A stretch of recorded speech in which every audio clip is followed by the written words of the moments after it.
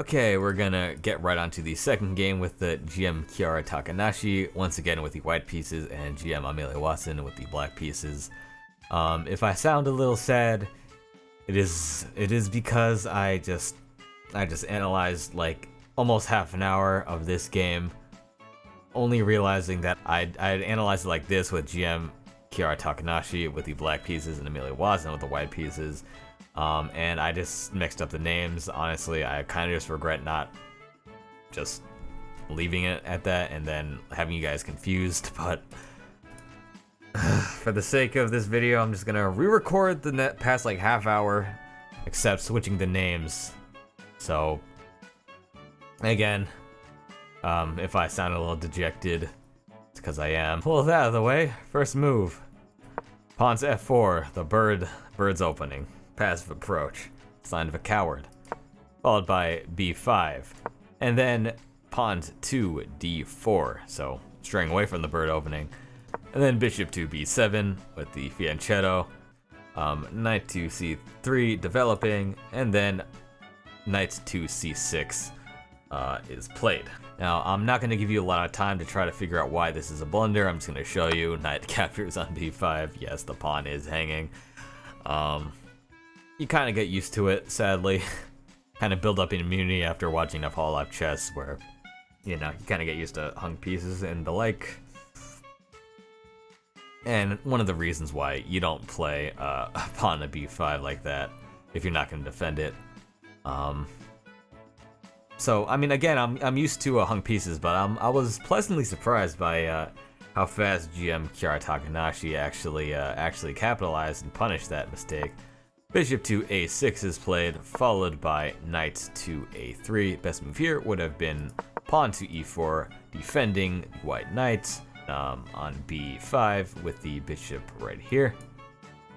Also establishing center control, but again, not played. Knights to a3, pawn to g6, pawn to h4. After the move bishop to h6, pawn to e3 is played. And then bishop to f6. Now, you may have noticed that the bar has quite drastically gone in in white's favor, and I'll give you once again another few seconds to try to find the best move for white. As I drink some water. For those of you who have found it, once again, you are an excellent viewer of great chess. And for those of you who just want to enjoy the show, it is bishop captures on a6. Similar to last game, just a hanging bishop on the side of the board. This happens quite often, and it's a little bit unclear why.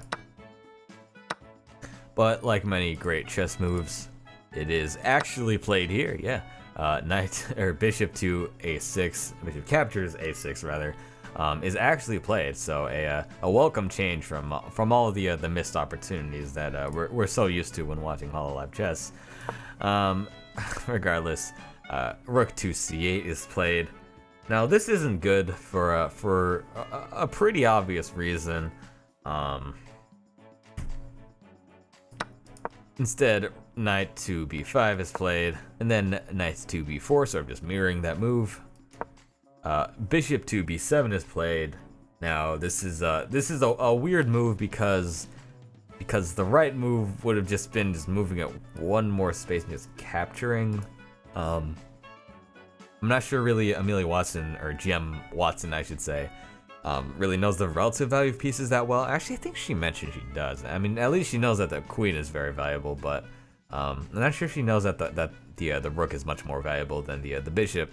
Now, fortunately, GM Kiara Takanashi finds the best move for black here, with rook to b8, attacking the bishop on b7, and also the knight on b5. Let's say you move the bishop here, then just knight captures, and then it's nice. It's a very nice position for black.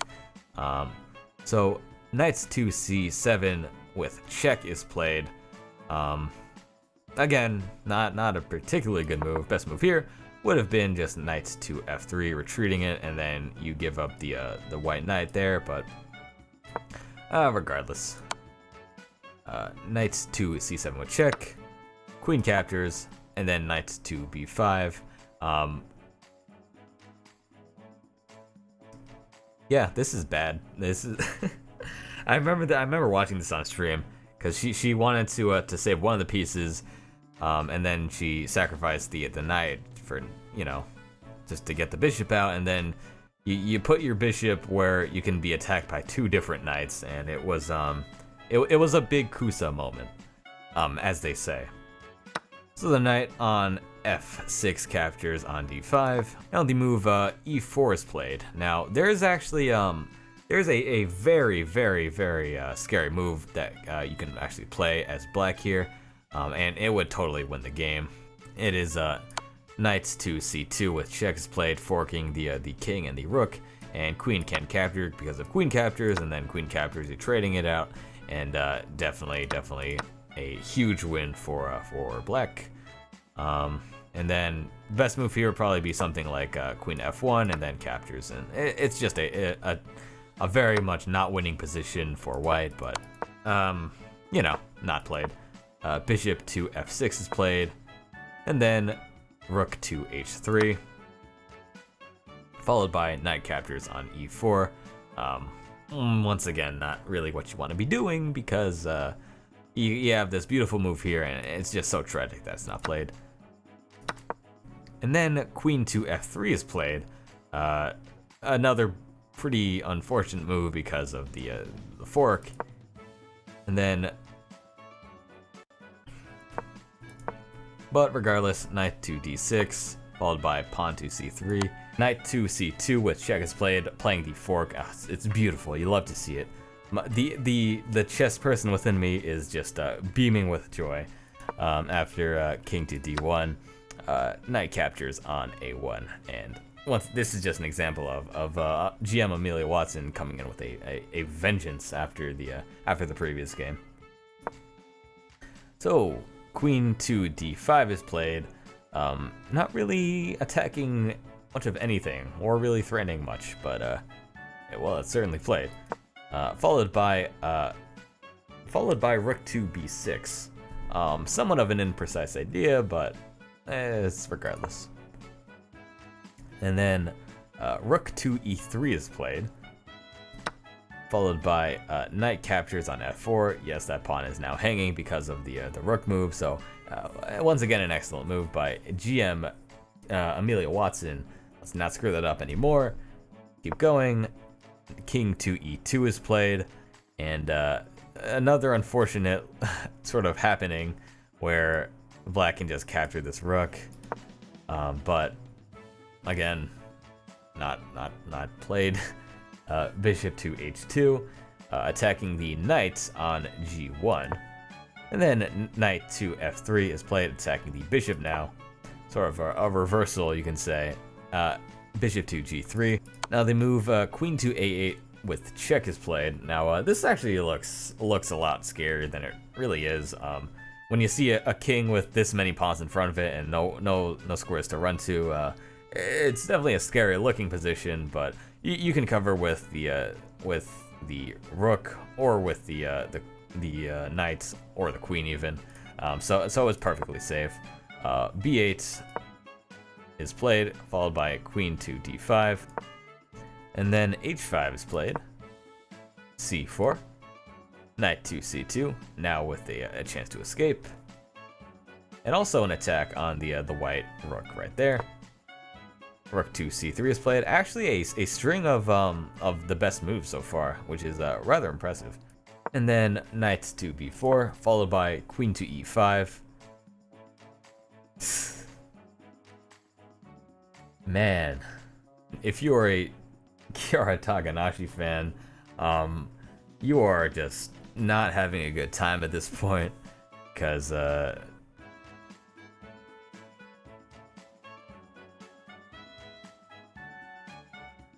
the question is, does GM Amelia Watson find this move? Find out on the next episode of Dragon Ball Z, and she does. Bishop captures on e5 is played. And now black is up 18 points, the equivalent of, let me get my math right, 2 queens. Well, not technically. A queen and 2 rooks, I think, is the most closest thing to that. But I guess unfortunate. Pawn captures on d5, or on e5 rather, and then knight to e4 is played with an attack on the white rook. Kiara doesn't see it. King to e3. Knight captures on c3. And this whole game has just been very much a showing of just how strong Amelia Watson is as a player. Okay, let me put an asterisk on that. It really shows how far Amelia Watson has come in terms of chess, because she is finding just all the best moves, all the best attacks. Or let me put another asterisk on that. I'm gonna need a few more asterisks here. Finding a very, very large amount of strong attacks and openings and things like that. So she's come a long way, certainly. So yeah, knight captures on c3, bishop to d2. Best move obviously would be for the pawn to capture that knight. And then knight to d1 is played, followed by queen, king to e4. Now there is actually a mate in 4 here. And I'll just show you that. Queen to c4, then if knight blocks, queen to d3 with check, king to f4, and then knight to d5 with check is played. The only thing to be done is king to g5, and then queen captures on d2 with checkmate. And usually I'd say, of course, obviously this isn't played, blah, blah, blah, but it was a very sharp line, and I wouldn't have been able to discover it if it weren't for the engine either. But let's go all the way back to this position. Amelia Watson plays queen to a5. Then GM Kiara Takanashi plays knight to d4. After bishop to b6, the move pawn to a3 is played, and then bishop to c6. Best move here would have been f2 with check, and then you can work on getting your knight out of that pretty tough position. But I'd say it really doesn't matter when you're up 86 points, so it's probably fine. Knight to c6, and then pawn captures on b4, obviously. Also attacking the black queen, so if black doesn't move that, they're in big trouble. They're in big trouble. Rook to c4 is what's played. Best move here would have actually been f5 with the check on the black, or not the black, the white king actually. Not played. Instead, the queen is hanging. Unfortunate. I really can't do anything about that. After that, c2 is played. Best move here would have been knight captures on b2, but regardless, c2 is what's played, hanging the why? If you remember, wasn't black up like 86 points at one point? Now it's only 52, or not 52. That would be totally fine, obviously. Now they're only up 5.53, which is still good, but I mean, it would be nice to have an extra queen and a rook in this position. Knight captures on b2, bishop to c3, and then knight to c4. Best move here would actually be a4, but yeah, knight to c4, pawn to a6, then rook to h6. Best move here actually would be castling at like the 38th move. The best move is actually castling. But anyways, e6, pawn captures, bishop to d2. We love hanging pieces, don't we, folks? Man, this really hurts the Tommy Lamau chess player, or Tommy Chessy Lamau. I don't know. I'm trying to find a good name for that. Tommy Mator. What am I talking about? Tommy Mator. This hurts the Tommy Mator within me, really. So yeah, obviously that bishop was hanging. Why didn't you do that move? So knight captures on d2, king to e5. Pawn to d6 with check also, and then queen to f4, bishop to f7, knights to b4, bishop to f7 with check, or I think I messed up one of those, but I think I meant to say h7. I said f7. Queen to g5, knights to e4 with check, king captures g6, and then knight to f6, knight to c6, pawn to d5, and pawn to g3. Now, the best thing for white to be doing, now the best thing for black to be doing here with this lead is to just push pawns and try to get a promotion, keeping the white king pinned down more or less. Rook to f8, and then knight to a7 is what is played. And as you can see in the bottom left corner, yes, there is a mate in 3, and I will show you it now. Rook to g8, king has to move to h6, followed by king to f7, and then about to deliver mate in 1. And since the white king can't move, only thing to really do, well, there's really not anything. Either the pawn or the knight, you have to move one of them, but either way it doesn't matter after something like that. And then rook to g6 with checkmate. Obviously the rook is protected with the king. Can't move here because of the king, can't move here because of the rook, can't move here because of the knight, and it is just game over. But this game goes, this couldn't be that easily. I mean, this game's got to keep going on. And it's kind of weird to say only here in this situation, but white's only down 10 points. It's doable. It is somewhat doable for white, as long as you don't mess up, but, well, I mean, come on. You know what you're watching here. Missing the mate in 3, pawn to d4, knight captures, obviously. Now, you're only up, black's only up 7.5 now. Much more winnable. Knight, or rook to a8, attacking the pawn. No, nothing you can really do to save that. So, I mean, knight to b5 is played, but it still doesn't stop it. Rook captures on a6, queen to f7, knight to e4 is played, pawn to g4, pawn captures, and now h5. Followed by e5, h6, and then rook captures on h6. There's really nothing you can do about that. And now white only has a knight, as opposed to black, who has 3 pawns, a knight, and a rook. So definitely, obviously, in favor of black here. Knight to b6, and then king to f8, knight to f6, king to f7, knight to e4, knight to a7, and then just pushes the pawn up. And Watson promotes to a queen this time, learning from her mistakes from last time. Now there's a mate in 2 here, and after something like knight to c6, which is the best move for white, knight captures on c6. Then after something like king to f7, rook to f6 with checkmate is what you want to be doing, obviously. Not played, not played. Not played at all. There's a move that is played by black, and it is queen to g6. It is. And I remember in the stream, the move, obviously the best move, knight captures on e5 with check is played, and after Watson played king to d8, she got quite upset at Kiara Takanashi. Because she was under the assumption that she was trying to make the game just go faster, and to avoid us all another 60 move checkmate. But instead she kind of pulled a sneaky on her, and now it's only up as only 13.2 advantage. Now at this point there's zero way for black to win, or for white to win, because you can't checkmate with a knight, but there is a chance for a stalemate.